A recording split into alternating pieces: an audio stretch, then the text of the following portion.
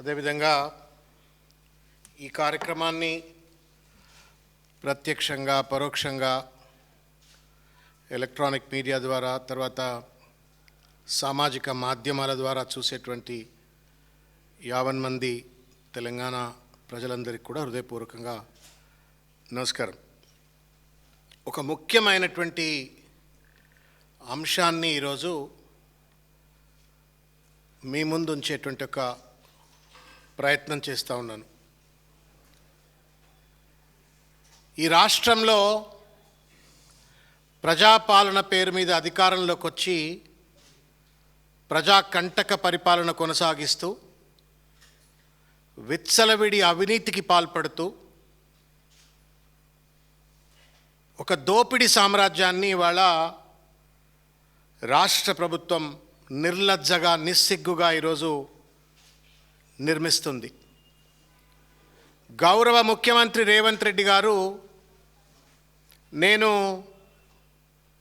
Real estate వ్యాపారిని, రాజకీయాల్లోకి రాకముందు రాజకీయాల్లోకి వచ్చిన తర్వాత కూడా నాది రియల్ ఎస్టేట్ వ్యాపారం అని చెప్పుకుంటే పొట్ట కోసం ఎవరైనా ఏదైనా పని చేయొచ్చు, ఆయన కూడా రియల్ ఎస్టేట్ వ్యాపారం చేసుకుంటే తప్పేంది అనుకున్నాం.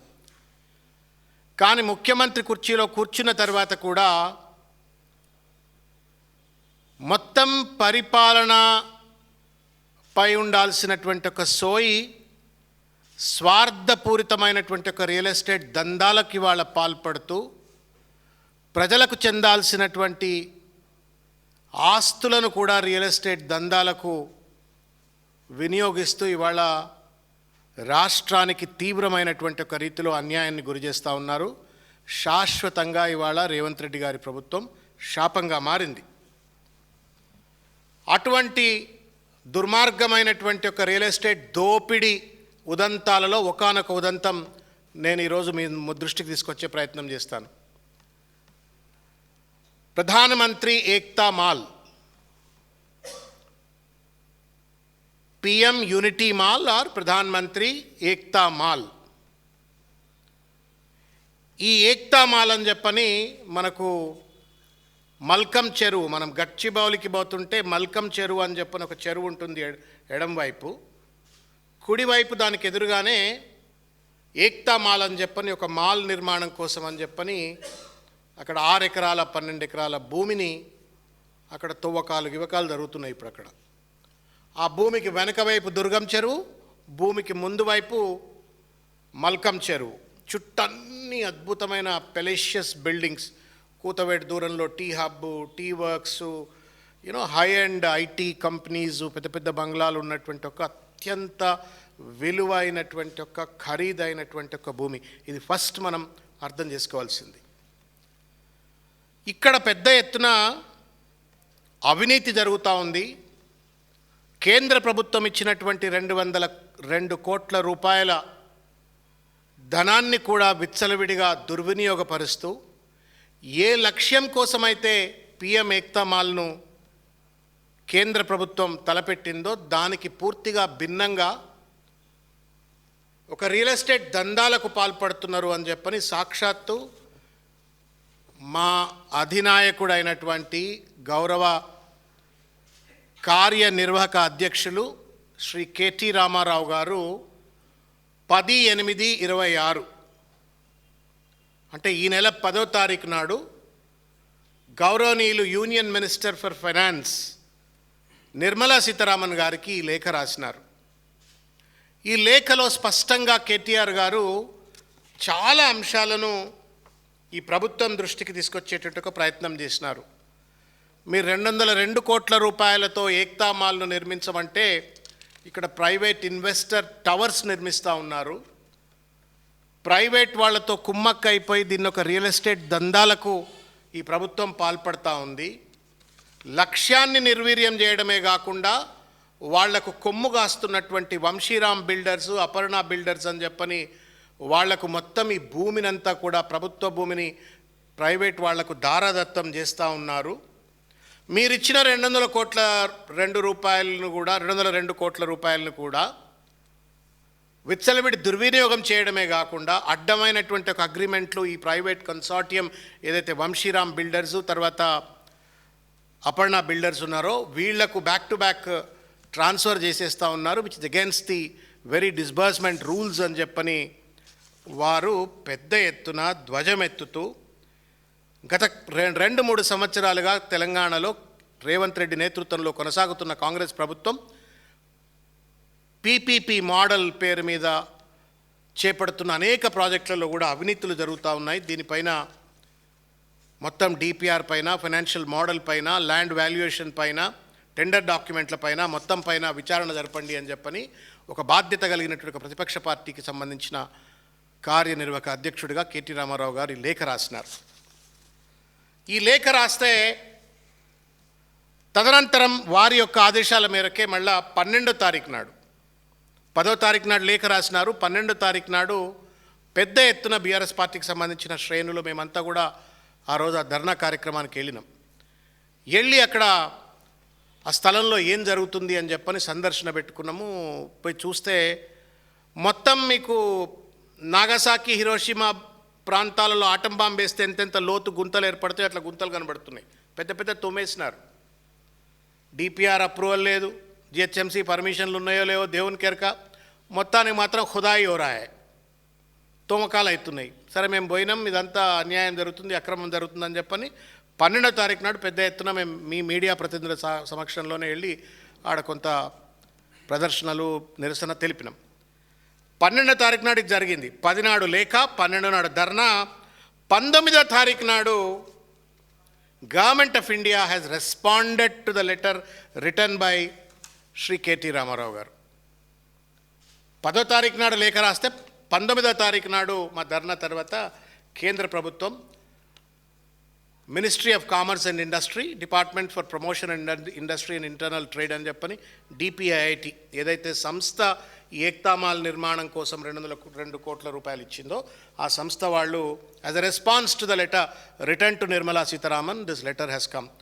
దీంట్లో ప్రాజెక్ట్ కాన్ఫిగరేషన్లో ఉన్నటువంటి అవకతవకలు, మీరేమో మాకు 40-45 ఫ్లోర్ల కాన్ఫిగరేషన్ అని చెప్పని మాకు డిపిఆర్ పెట్టినారు, కానీ జిహెచ్ఎంసీ ప్లాన్ మీరైతే సబ్మిట్ చేసినారో which is yet to be approved, దాంట్లోనేమో గ్రౌండ్ +31, గ్రౌండ్ +35 అని చెప్పని రకరకాల ప్లేస్లో రకరకాల రీతుల్లో పెట్టినరు.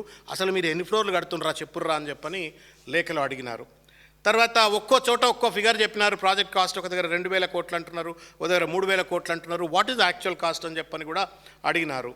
తర్వాత ఈ బిల్టప్ ఏరియా ఎంత, కాస్ట్ అపోర్షన్మెంట్ ఎంత, తర్వాత మేమిచ్చినటువంటి 202 కోట్ల రూపాయలను ఏ రకంగా మీరు వినియోగించుకుంటున్నారు అని చెప్పని మొత్తం స్పెండింగ్ ప్యాటర్న్, ఫండింగ్ ప్యాటర్ను, తర్వాత మీకు ఏమేమి జిహెచ్ఎంసీకి ఆల్రెడీ ఒక 60 కోట్ల రూపాయలు కట్టేసిండ్రు వీళ్ళు ఉట్టినే, ఎందుకు కట్టినరు, ఏ ప్రాతిపదికన కట్టినరు అని చెప్పని మొత్తం మీద ఒక కంప్లీట్ కన్సాలిడేటెడ్ రిపోర్ట్ను సబ్మిట్ చేయమని చెప్పని లేఖనిచ్చింది.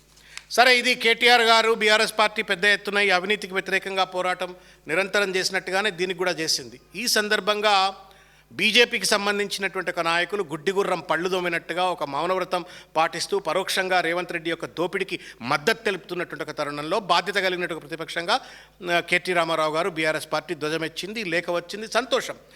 అయితే దీంట్లో కొంత లోతుగా మీరు దయచేసి మీడియా మిత్రులు కానీ తెలంగాణ సమాజం కానీ రేవంత్ రెడ్డి గారు ఈ ప్రభుత్వము ముఖ్యమంత్రి కుర్చీని అడ్డం పెట్టుకొని తన పాత వాసనలను వీడగొట్టుకోకుండా ఒక రియల్ ఎస్టేట్ దందాలు ఎట్లా చేస్తూ ఉన్నాడు, తన షెల్ కంపెనీలు కావచ్చు, లేకపోతే తన చెప్పు చేతల్లో పనిచేసేటువంటి ఒక బడాబాబులైన బిల్డర్లు కావచ్చు, వీళ్ళందరిని అడ్డం పెట్టుకొని ఒక రియల్ ఎస్టేట్ దందాలు ఎట్లా పాల్పడుతున్నారో దయచేసి తెలంగాణ సమాజం నేను ఇప్పుడు చెప్పబోతున్నటువంటి ఒక కీలకమైన అంశాలను దయచేసి లోతుగా గమనించాలా అని చెప్పని నేను విజ్ఞప్తి చేస్తూ ఉన్నాను.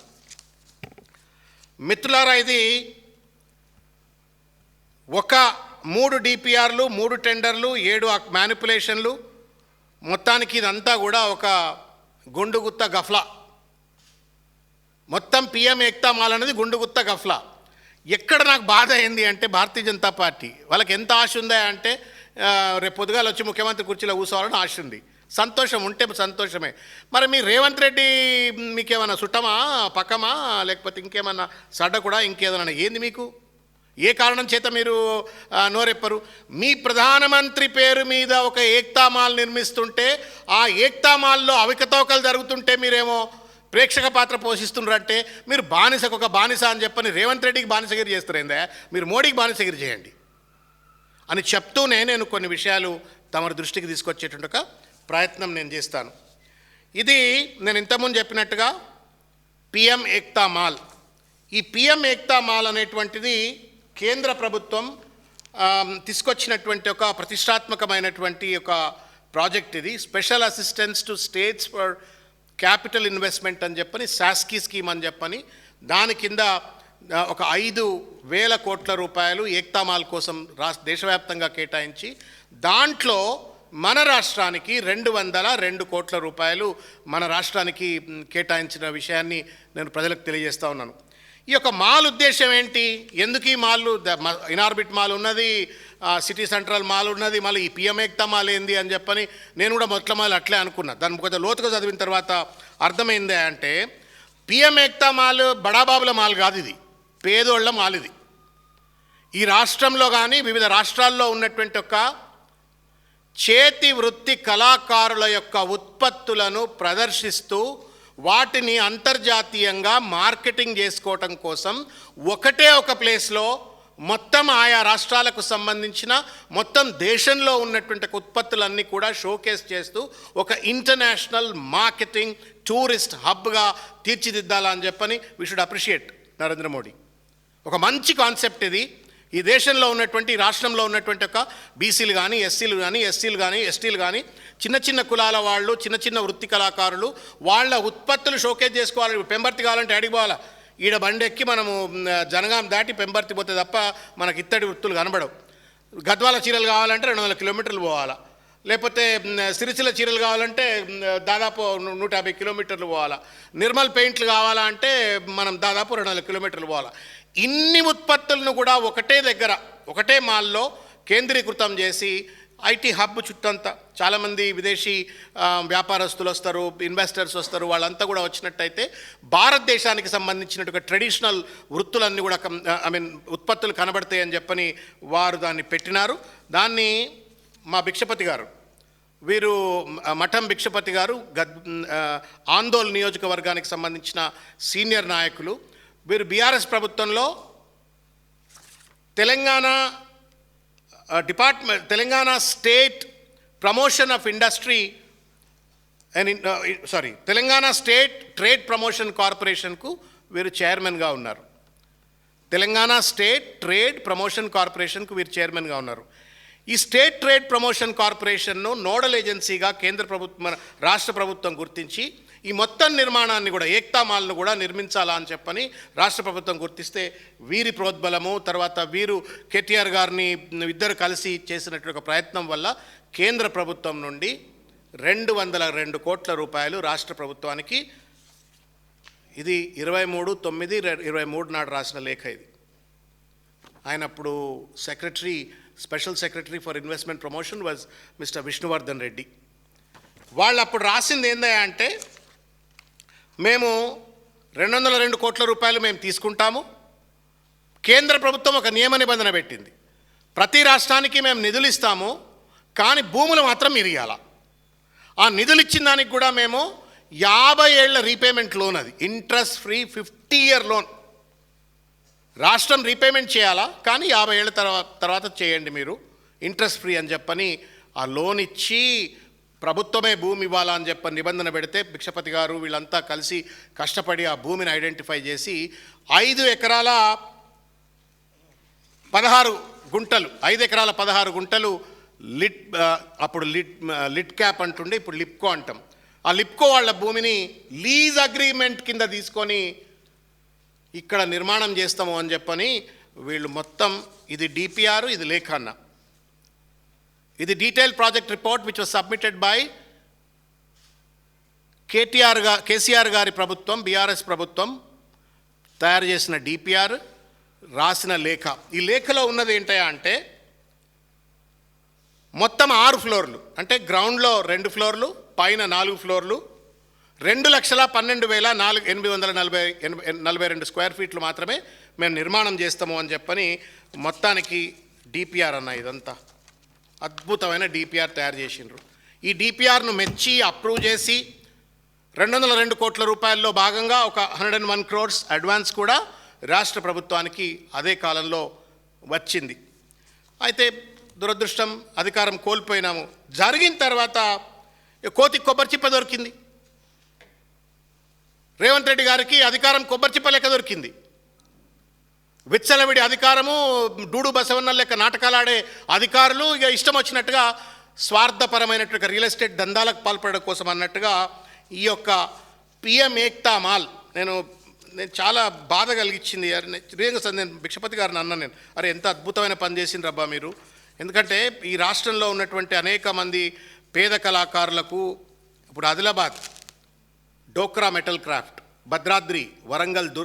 భద్రాద్రి కొత్తగూడెంలో వరంగల్ దుర్రీసు, హనుమకొండలో వరంగల్ కలంకారి, హైదరాబాద్లో బిద్రీలు అని చేస్తారు, తర్వాత జగిత్యాల్లో పెంబర్తి, జనగాంలో పెంబర్తి, తర్వాత తోలుబొమ్మలు, జయశంకర్ భూపాలపల్లిలో కలంకారీ కళలు, జోగులాంబలో గద్వాల చీరలు, కామారెడ్డిలో నిర్మల్ పెయింటింగ్లు, కరీంనగర్లో సిల్వర్ ఫిలిగ్రీ, ఖమ్మం ఖాదీ, ఆసిఫాబాద్లో డోక్రా మెటల్ క్రాఫ్ట్స్, మహబాద్లో బతుకమ్మ డాల్స్, ఇట్లా మొత్తం చూసుకుంటే 33 జిల్లాల్లో మనకు 33 ఉత్పత్తులు ఉన్నాయి.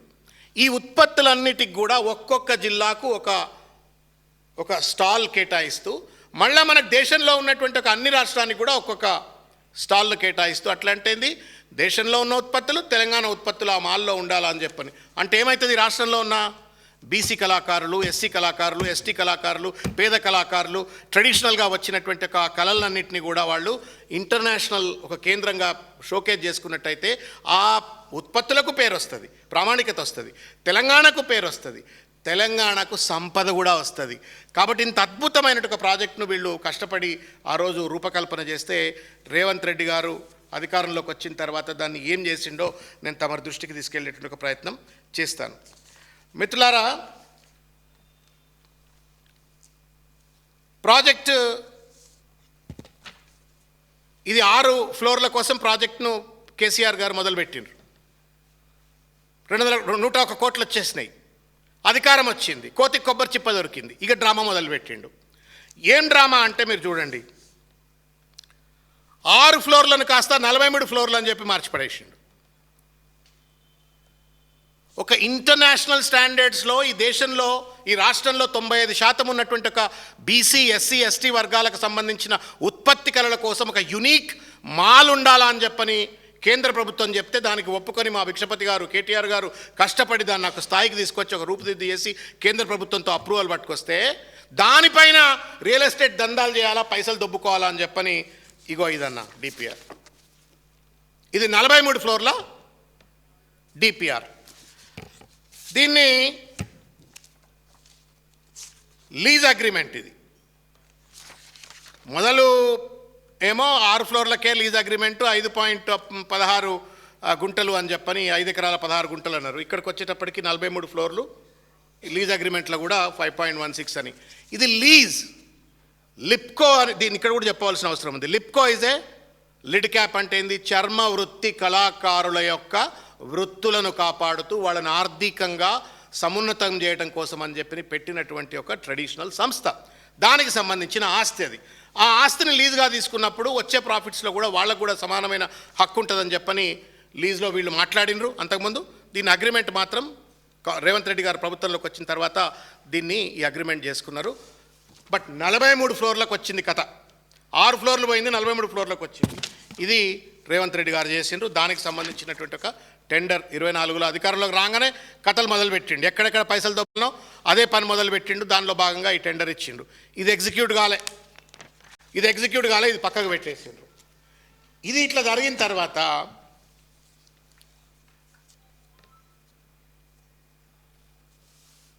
జరిగినటువంటి ఒక ముఖ్యమైనటువంటి ఒక విషయాన్ని నేను తమ దృష్టికి తీసుకొస్తా. ఒక 7 రకాలైనటువంటి ఒక మ్యానిపులేషన్స్ దీంట్లో జరిగినాయి. అవి స్పెసిఫిక్గా ప్రజలు దయచేసి నోటీస్ చేయాలని చెప్పని నేను కోరుతా ఉన్నాను. ఇంతకుముందు నేను చెప్పినట్టుగా 6 ఫ్లోర్ల బిల్డింగ్ను గుట్టు చప్పుడు కాకుండా 43 ఫ్లోర్లకు మార్చిపడేసినాడు. ఇది fundamentally fraud. And this was not approved by government of India. DPIIT ఏదైతే 101 కోట్ల రూపాయలు గత ప్రభుత్వం ఇచ్చినటువంటి ఒక డిపిఆర్కు ఏదైతే ఇచ్చిందో ఈ డిపిఆర్ బేసిస్ మీద 101 crores వచ్చినాయి. దీన్ని పక్కకు పెట్టేసిండు. ఇష్టారాజ్యం మనమాని అధికారం ఉంది కదా అని చెప్పని 43 ఫ్లోర్ల బిల్డింగ్ను అని చెప్పని పెట్టిండ్రు. ఇది ఫండమెంటల్గా చేసినటువంటి ఒక మొట్టమొదటి ఫ్రాడ్. దీనికి ఏ రకమైనటువంటి అప్రూవల్ లేదు. దీంతో పాటుగా నేను ఇంతకుముందు ఫస్ట్లో లెటర్ చెప్పిన, ఏదైతే డిపార్ట్మెంట్ ఫర్ డిపిఐఐటి వాళ్ళు రాసిన లేఖలో 43 ఫ్లోర్లు అని చెప్పని మీరు ఒక డిపిఆర్ అంటున్నారు. మరి జిహెచ్ఎంసీ దగ్గర ఎట్లా 31, 35 ఫ్లోర్లు అంటా ఉన్నారు? దీంట్లో ఉన్నటువంటి ఔచిత్యమైందని చెప్పిండ్రు. ఇది రెండో ఫ్రాడ్. మూడోది, ఇప్పుడు మీరు ఇల్లు కడతారన్నా, మీరు ఇల్లు కడితే ఏం చేస్తారు? ఫస్ట్ 100 గజాల భూమి, 200 గజాల భూమి తీసుకొని దానిపైన ఒక ఆర్కిటెక్ట్ దగ్గరికి పోయి బిల్డింగ్ ప్లాన్ తయారు చేసుకొని ఆ బిల్డింగ్ ప్లాన్ జిహెచ్ఎంసీకి ఇచ్చిన తర్వాత ఆ జిహెచ్ఎంసీ వాడో లేకపోతే స్థానిక మున్సిపాలిటీ వాడో గ్రామ పంచాయతీ వాడో పర్మిషన్ ఇచ్చిన తర్వాత అప్పుడు గడపార తీసుకొచ్చి పార పట్టుకొచ్చి మీరు తోముతారు. నేను అడుగుతా ఉన్నాను రేవంత్ రెడ్డి గారిని, మీకు ఎవరు పర్మిషన్ ఇచ్చినారు గుంటలు దోమని? ఇప్పుడు మీరు పోయి గుంట దోవరన్నా, మీరు మీ ఇంటి ముందు చిన్న గుంట దోవరి జిహెచ్ఎంసీ వాడు వచ్చి మీ ఇంటి ముందు పనిష్మెంట్ ఇచ్చి మీకు ఫైన్ వేయకపోతే అడగండి. పర్మిషన్స్ లేవు, ఏమీ లేవు. దాదాపు ఎస్కవేషన్ అని చెప్పని అక్కడ మొదలుపెట్టిన. మీరు పోయి చూడండి, కెమెరాలు పట్టుకొని నేను పోవాలని చెప్పి నేను కోరుతా ఉన్నాను. లేదు గూగుల్లో కొడితే కూడా ఇప్పుడు మీకు కనబడుతుంది, జీపీఎస్ మ్యాప్స్లో కూడా కొడితే ఆ గుంట లోతు ఎట్లుందని మీకు కనబడుతుంది. ఇప్పుడు no permission from GHMC, no permission absolutely to go ahead on the construction from the government of India. ఎందుకంటే టెండర్లు కాలేదు, ఎవడు కడతాడో తెలియదు, ఏం కాలేదు. దాన్ని తొమ్ముడు మొదలు పెట్టిండ్రు. ఎన్ని కోట్లకు దోతున్నారు తెలుసా నా గుంటలు?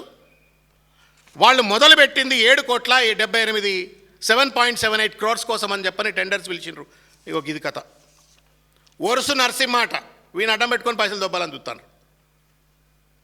7,78 లక్షల గుంటలు దొమ్మడానికి పర్మిషన్ లేకుండా ప్రభుత్వమే కంచె చేను వేసినట్టుగా 7,78 లక్షలకు టెండర్లు పిలిచి నేను దొరకప్ప చెప్పిండ్రు. ఆయన తోతూనే ఉన్నాడు, తోతూనే ఉన్నాడు.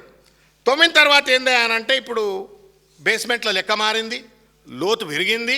ఈ 7 కోట్ల లెక్క కాదు, నమ్ముతారా ఎంత పెరిగిందో? 8 కోట్లు, 9 కోట్లు, 10 కోట్లు కాదన్న, 26,04,00,000 పెరిగింది. ఏం పరిపాలన, ఏం తమాషనా ఇది? వీళ్ళు జిహెచ్ఎంసీ కమిషనర్ మా మదన్న ఇల్లు కట్టుకుంటా అని చెప్పని కింద బేస్మెంట్ తూకుంటాడా జిహెచ్ఎంసీ కమిషనర్? ఊకుంటారా? తమాషా చేస్తున్నారా మీరేమన్నా? ప్రజలకో న్యాయము, రేవంత్ రెడ్డి ఇష్టం వచ్చినట్టు రియల్ ఎస్టేట్ దందాలు చేస్తే ఆయనకు న్యాయం ఉంటుందా? 7 కోట్లకు గుంటలు దోవటానికి కాంట్రాక్ట్లు ఇస్తారు, 26 కోట్లకు దాన్ని పెంచేసి దాని ద్వారా లూటీ చేయాలని ఒక ప్రయత్నం ఇవాళ చేస్తున్నటువంటి ఒక పరిస్థితి తమరి దృష్టికి తీసుకొచ్చే ప్రయత్నం చేస్తూ ఉన్నాను. ఇకపోతే మ్యానిపులేషన్ 3, నేను రెండు ముచ్చట్లు చెప్పిన మూడో ముచ్చట ఓవర్ నైట్. ఇగో ఇది ఇన్వెస్టర్ టవర్ అని పట్టుకొచ్చింది. మళ్ళా కాయా పియా కుచ్ నహీ పోడా చియానా అంటారు మీరు. ఇప్పుడు 2 డిపిఆర్లు చూపెట్టినా మీకు, ఇది 3వ డిపిఆర్. గుంటలే దొంగలేదు, ఇంకా 3వ డిపిఆర్కి వచ్చింది ఇది. ఈ 3వ డిపిఆర్లో మొదలేమో 2 లక్షల స్క్వేర్ ఫీట్ల టవర్స్. రేవంత్ రెడ్డి అధికారంలోకి రాగానే 2 లక్షలను 10 లక్షలకు చేసి పడదొబ్బిండు. మళ్ళీ ఏం పురుగు తిరిగిందో, అపర్ణోడు మాట్లాడిండా, వంశీరామోడు మాట్లాడిండా, ఎవడు మాట్లాడిండో మాట్లాడంగానే దీని మొత్తానికి 27 లక్షల స్క్వేర్ ఫీట్ల టవర్ అని చెప్పని పట్టుకొచ్చిండు. 27 lakhs టవర్. ఇది ఇన్వెస్టర్ టవర్ అని చెప్పని 25లో 2025లో దీన్ని పట్టుకొచ్చినటువంటి ఒక పరిస్థితి. దీని వ్యయం 200 కోట్ల. బీసీ, ఎస్సీ, ఎస్టీ, మైనారిటీ, పేద వర్గాలకు సంబంధించినటువంటి ఒక పిఎం ఏక్తా మాల్ను పెట్టుబడిదారులుగా మార్చిపడేసిండు. పేదోళ్ళ మాల్ను పెట్టుబడిదారులుగా మాల్గా మార్చేసిండు. 2 లక్షల్ని 27 లక్షలకు పెంచేసిండు. కన్సార్టియం అని చెప్పని వంశీరామ్ను, అపర్ణాన్ని ఇద్దరిని మెర్జ్ చేసి పడేసిండు. సారే మొత్తం ఇదంతా కథ ఆఫీస్లో కూర్చోబెట్టి ముచ్చట్లు చేసినట్టే ఉంది. ఇది చేసి పడేసిండ్రు. గాథ కింద పంది కొక్కులు లెక్క ఇవాళ ప్రజల సంపదలను. పేదోడికి మాల్ కూడా ఉండొద్దా? డబ్బునోళ్ళకే ఉండాలి మాళ్ళు. బడా బాబులు పెద్ద పెద్ద కార్లు వేసుకొని పోయినోడే మాళ్ళు. పేదోళ్ళ వృత్తులు ఉన్నాయి, ఉత్పత్తులు ఉన్నాయి, గర్వపడేటువంటివి, జాతి వందల సంవత్సరాలు గర్వపడే ఉత్పత్తులు పేదోళ్ళు తయారు చేస్తున్నారు. ఆ వృత్తులకు ఓ మాల్ వస్తే మీకెందుకు రాబాయి కంటగింపు? వదిలిపెట్టరు రాబాయి. మొత్తం భూములు బుక్కుతూనే ఉన్నారు మీరు. అమ్మ పందికొక్కలు బుక్కినట్టే బుక్తా ఉన్నారు భూములు, హైదరాబాద్ చుట్టుపక్కల భూములు. ఆ పేదోళ్ళకు ఒక్క మాల్ ఏదో వచ్చింది అదృష్టానికి, ఆ మాల్ను కూడా దెబ్బతింటారు రాబాయి మీరు. యునీక్ ఐడెంటిటీ, ఒక unique identity, unique existence, unique marketing opportunity, unique international exposure పేద వర్గాలకు వస్తుంటే కళ్ళల్లో నిప్పులు పోసుకుంటూ అక్కడ కూడా రియల్ ఎస్టేట్ దందా చేయాలని చెప్పని వంశీరామ్ను అపర్ణను పట్టుకొచ్చేసి దాన్ని యూనిటీ మాల్ ట్విన్ టవర్స్ అని చెప్పని 27 లక్షల స్క్వేర్ ఫీట్లు. దీంట్లో మీకు చెప్తే మీరు బాధపడతారన్నా ఒక విషయం చెప్తాను నేను. ఇంట్లో టెండర్లు ఎట్లా పిలిచిండ్రు, ఎంత డ్రామాలు చేసిండ్రో నేను తమ దృష్టికి తీసుకొచ్చేటువంటి ఒక ప్రయత్నం చేస్తాను నేను మీ దృష్టికి.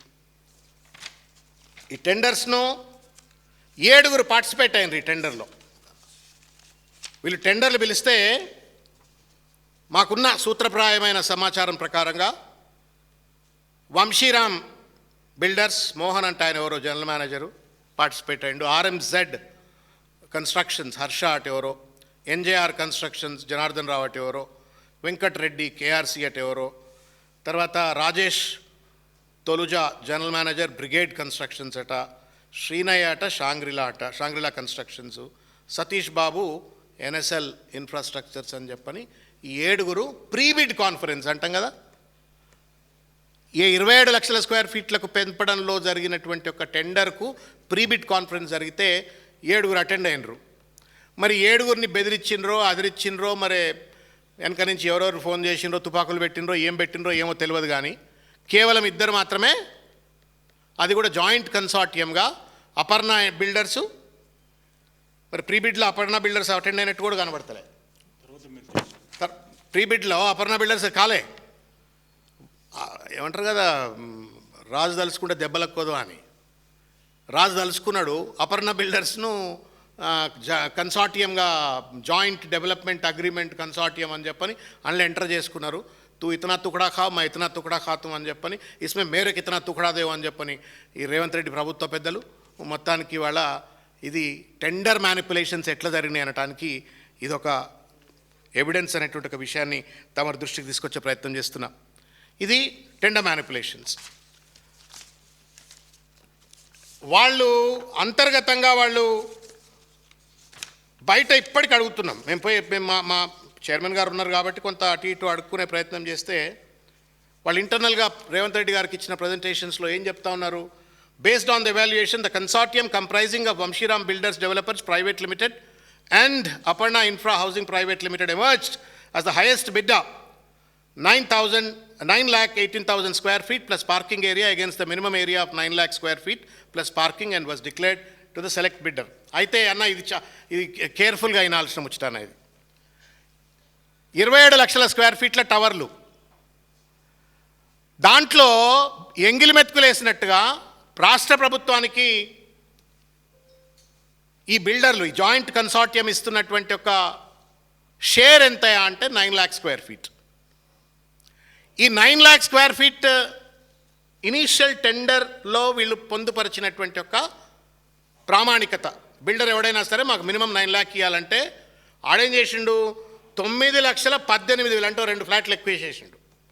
9,18,000 అని చెప్పని వాడికి మినిమం 9 lakh అంటే 10 lakhs తీసుకోవచ్చు, 20 lakhs తీసుకోవచ్చు, ఎక్కువ నెగోషియేట్ చేయొచ్చు. అది పెద్ద కాస్ట్లీ ల్యాండ్, దొరకదు కదా భూమి. అది ముందు మల్కం చెరువు, వెనక దుర్గం చెరువు, పెద్ద పెద్ద టవర్లు, దాని వాల్యూ రేపు పొద్దుగాల 500 కోట్ల రూపాయలు అవుతుంది. 100 ఏళ్ళు ఉండేటువంటి ఏరియా కాబట్టి you could still bargain for a better share.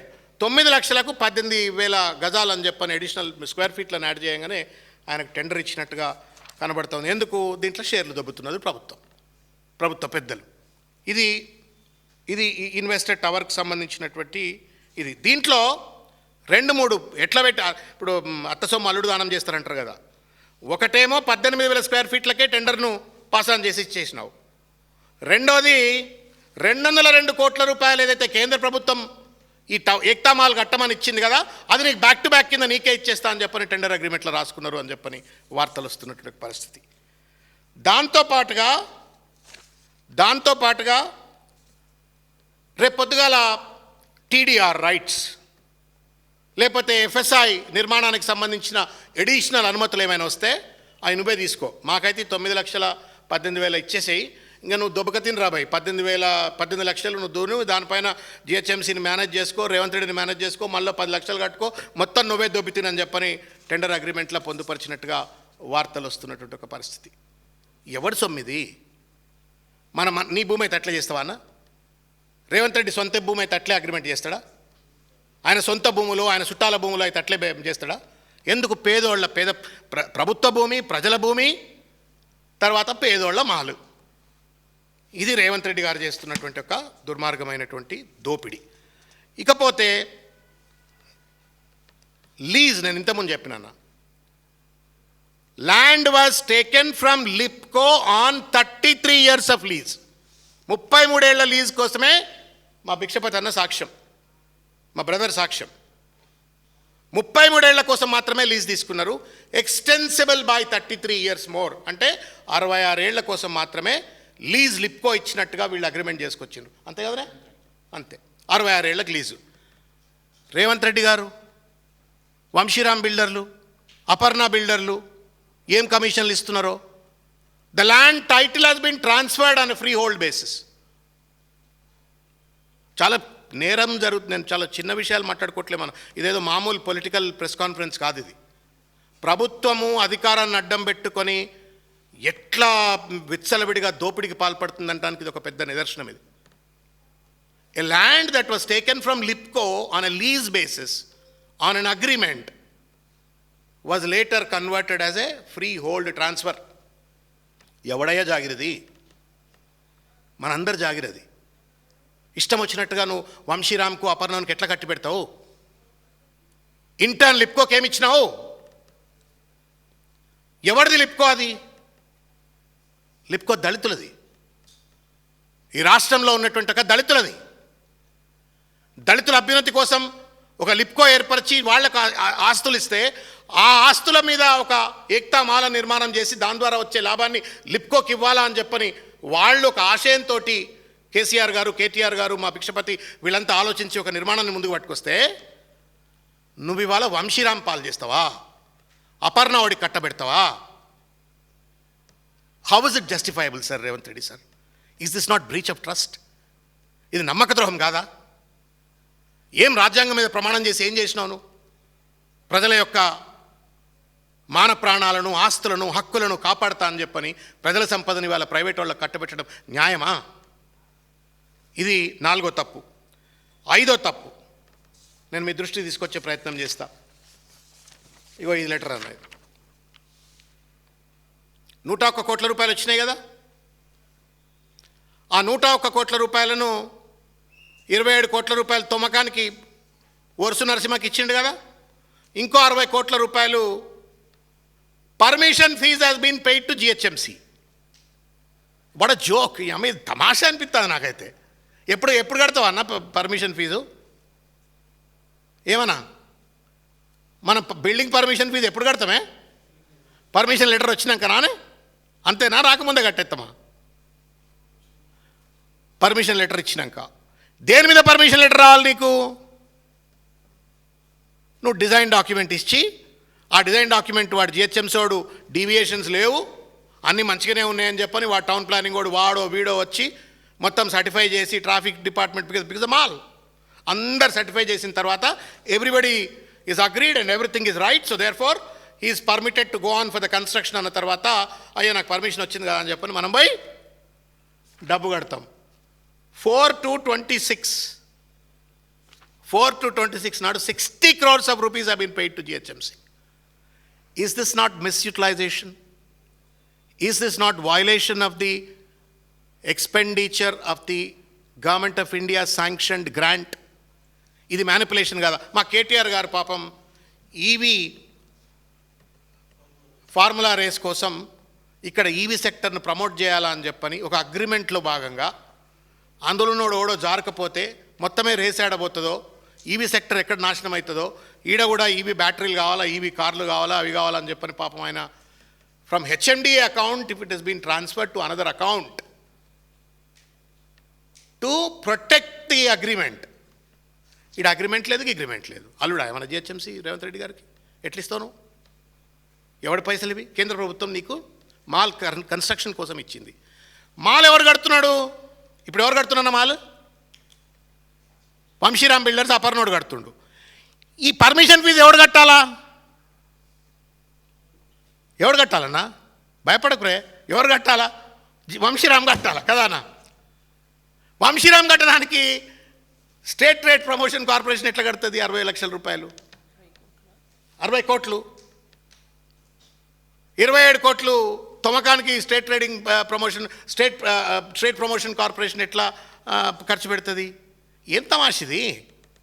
వంశీరాముడు కట్టాలా, అపర్ణోడు కట్టాలా, తొమ్మించుకోవాలా వాడే, జిహెచ్ఎంసీ ఫీజులు కట్టాల్సింది వాడే. నువ్వు కేంద్ర ప్రభుత్వం ఇచ్చిన నిధులను అచ్చా అనదర్ ఇంట్రెస్టింగ్ థింగ్, ఈ టెండర్ వేయడానికి ముందే 60 కోట్ల రూపాయలు కట్టిపడుతూ పోయినారు. Before finalising the tenders to Aparna and Vamsiram 60 crores have been paid. ఇంతకంటే ఎక్కువ మాకరీ ఇంకేమైనా ఉంటుందా? నాకు అర్థం కానట్టు ఒక విషయం. నేను ఇంతకుముందు చెప్పినట్టుగా ఈ ఇద్దరి కోసం మాత్రమే ఈ టెండర్ను మ్యానిపులేట్ చేసిండు, దెవలాడుతున్నాడు బిడ్డాడు. అధికారంలోకి రాగానే ఈ 6 టవర్లను 6 ఫ్లోర్లను ఎట్లా 10 చేయాలా, 10 టవర్లను 10 టవర్లు చేసిండు. మంచి బిల్డర్ కోసం చూసిండు, ఎవడు రాలేదు, వీళ్ళని పట్టిండు. ఎట్లా అటు ఇటు మొత్తానికి ఇవాళ దీన్ని 27 లక్షలు అని చెప్పాను. అందులో ఎన్ని లక్షల స్క్వేర్ ఫీట్లు ఈ సార్కు పోతుందో ప్రజలు అర్థం చేసుకోగలుగుతారు. ఇవాళ ఆర్ఆర్ ట్యాక్స్ అని, పర్ స్క్వేర్ ఫీట్ ఫీజులని నరేంద్ర మోడీ గారే అన్నారు. ఇవాళ నరేంద్ర మోడీ ఆర్ఆర్ ట్యాక్స్ అంటే లోకల్ బీజేపీ సపోర్ట్ చేయదు. నరేంద్ర మోడీ పేరు మీద నిర్మాణం చేపడుతుంటే దాంట్లో అవకతవకలు జరిగితే లోకల్ బీజేపీ మాట్లాడదు. ఈ మొత్తం మ్యానిపులేషన్ అంతా కూడా కేవలం అంటే కేవలం ఇద్దరిని కాపాడడం కోసం, తద్వారా లబ్ధి పొందడం కోసం చేస్తున్నటువంటి ఒక దుర్మార్గమైనటువంటి ఒక ప్రయత్నం. దీంట్లోనే ఇంతకుముందు చెప్పినట్టుగా ఈ అగ్రిమెంట్లో లిమిటెడ్ లయబిలిటీ ప్రపోజిషన్ పట్టుకొచ్చిండ్రు, టీడీఆర్ మినహాయింపులు ఇచ్చినారు. తర్వాత మనకు ప్రభుత్వానికి కేటాయించినటువంటి 9 లక్షల స్క్వేర్ ఫీట్లను కూడా వాడే మార్కెట్ చేయొచ్చు, వాడే అమ్మి పెట్టొచ్చు అని చెప్పని. అంటే అడ్డుకు పావుసర్ లెక్క వాడు అమ్ముతాడు, ఏదో ఇంత పైసలు తీసుకుంటే సపరేట్గా దొబ్బేస్తామని చెప్పని. దాంట్లో కూడా మొత్తం ఇది ఒక ఫ్రాడ్. కేటీఆర్ గారు నేను మొదట్లో చెప్పినట్టుగా దీన్ని లేవనెత్తంగానే కేంద్ర ప్రభుత్వం నిద్రలేసింది, వాళ్ళు కూడా లేఖ రాసిండ్రు. But our fight is not going to stop here. మేము తప్పనిసరిగా దీన్ని ఇంకా బలంగా తీసుకెళ్తాం. మేము మొన్న టెసరాక్ట్ ఏదైతే రేవంత్ రెడ్డి గారి తమ్ముడికి కేటాయించినటువంటి ఒక భూముల్లో జరిగినటువంటి ఒక అవకతవకల విషయంలో మేము లోకాయుక్తకి వెళ్ళినాం. మేము వి ఫైల్డ్ కంప్లైంట్ దేర్. ఇప్పుడు లోక్పాల్ దగ్గరికి పోతాం. ఎందుకంటే ఇది కేంద్ర ప్రభుత్వం నిధులతో నిర్మాణం జరుగుతుంటే ఆ నిధులలో జరిగినటువంటి ఒక అవకతవకల విషయంలో తప్పనిసరిగా లోక్పాల్ ఇన్వాల్వ్ కావాల్సిన అవసరం ఉంది. కాబట్టి లోక్పాల్ దగ్గర కూడా పోతాం. నేను చివరిగా ఒక మాట చెప్పదలుచుకున్నా. You can't cheat and loot everybody in everything. పేద వర్గాలకు సంబంధించింది ఇనార్బిట్ మాలో, నాకు మాల్స్కి ఎక్కువ పోను కాబట్టి పేర్లు ఎక్కువలో కదా, ఒకటే కనబడుతుంది. ఇనార్బిట్ మాలు, సిటీ సెంట్రల్ మాలు, ఇటువంటి కట్టేటోళ్ళ దగ్గర ఏమో దోపిడీ చేస్తే చేసినవో ఏమో, ఆ కమిషన్ ఏందో కథ ఏందో. ఇది పేదోళ్ళది. ఇది చిన్న పేద కళాకారుల కోసం కట్టినటువంటి ఒక రాష్ట్రంలో బీసీలకు 42% రిజర్వేషన్ ఇవ్వవు, 20,000 crores నిధులు ఇవ్వవు నువ్వు, బీసీ సప్లాన్ అమలు చేయవు నువ్వు, ఎక్కడికక్కడ బీసీలను ఎక్కడికక్కడ పిసికి పాడదొబ్బుతున్నావు, చంపేస్తున్నావు, వాళ్ళు నాగం చేస్తున్నావు. ఆఖరికి వాళ్ళు ఏదో వాళ్ళ వృత్తులను షోకేజ్ చేసుకునే ఒక మాల్ వస్తే దాన్ని సర్వనాశనం చేసి దాని ఎగ్జిస్టెన్స్ను, దాని ఐడెంటిటీని నాశనం చేసేటువంటి ఒక రీతిలో రేవంత్ రెడ్డి గారు వ్యవహరించడం ఏదైతుందో అన్యాయం, అక్రమం. ఇది it's a violation of prevention of corruption act కావచ్చు, లేకపోతే breach of trust, constitutional article 14, ఇట్లా చాలా రకాలైనటువంటి ఉల్లంఘనలు జరిగినట్టుగా స్పష్టంగా కనబడుతున్నటువంటి ఒక ధర్మిలా మేము డిమాండ్ చేస్తూ ఉన్నాం. మీకు నైతికత ఉంటే రేవంత్ రెడ్డి గారు దీనిపైన అసెంబ్లీలో, కౌన్సిల్లో దీనిపైన చర్చకు సిద్ధమని అడుగుతా ఉన్నాం. We are ready for a debate with all these documents, with all the evidences, whatever that we have in a limited manner. చర్చకు సిద్ధమా? ట్రాన్స్పరెంట్గా ప్రజల ముందు అసెంబ్లీలో, కౌన్సిల్లో చర్చకు సిద్ధమా? పొద్దున్న లేస్తే వీడిని తిట్టా, వాడిని తిట్టా, ఈ బూతు ఆ బూతు, సందు ఎట్లా సడమేయగలలేక దోసుక దొబ్బు తినాలా? ఎట్లా? How is it work? రాష్ట్రం ఏం కావాలా? కాబట్టి ఈ టెండర్ ప్రక్రియను ఆపమని చెప్పని కోరుతున్నాము. 5 ఎకరాల 16 గుంటల నుండి అపర్ణోడికి వాళ్ళకి కాబట్టి దాన్ని ఇంకొక ఎకరం తీసుకున్నారు. తీసుకొని మొత్తం ఇది వాళ్ళ 6 ఎకర్ 12 గుంటాలన్నా దీని వాల్యూ ఏం తక్కువ చేస్తే కూడా 1300 కోట్లు ఉంటుంది. ఇచ్చేస్తున్నాడు వాళ్ళకి ప్రైవేట్ లిప్కో లీజ్, దళితుల లీజ్, అది దళితుల ల్యాండ్, దళితుల లిప్కోకి సంబంధించినటువంటిది. దాని నుంచి లీజ్ తీసుకున్నది వాళ్ళకు ఫ్రీ హోల్డ్ ట్రాన్స్ఫర్ అని చెప్పని వాళ్ళకి ఇచ్చేస్తున్నారు. కాబట్టి సిబిఐ విచారణ జరగాల, సిఏజీ విచారణ జరగాలని చెప్పని మేము తప్పనిసరిగా లోపకాల దగ్గర పోతాము. మేము మీడియా మిత్రులకు కూడా దండం పెట్టి చెప్తున్నాం, ప్లీజ్ ఇది this is absolute height of corruption. దీన్ని రేవంత్ రెడ్డి గారు ఇట్లా స్కాట్ ఫ్రీగా ఉండడానికి వీల్లేదు. దయచేసి హైలైట్ చేయండి, ప్రజలను ఎడ్యుకేట్ చేయండి, ఈ దోపిడిని దయచేసి అరికట్టడంలో మీడియా సహకరించాలని చెప్పని కోరుతా ఉన్నాం. ధన్యవాదాలు.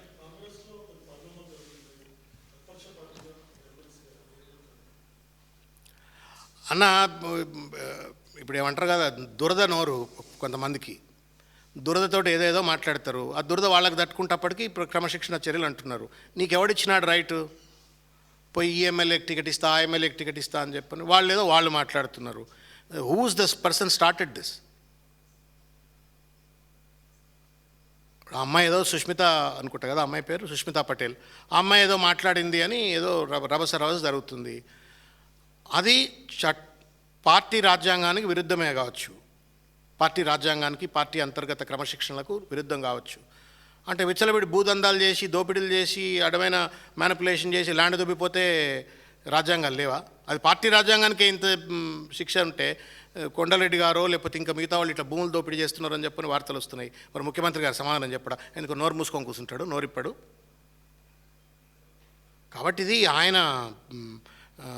ఆయన విపరీత వైఖరే ఆయనకు ఇవాళ శాపం.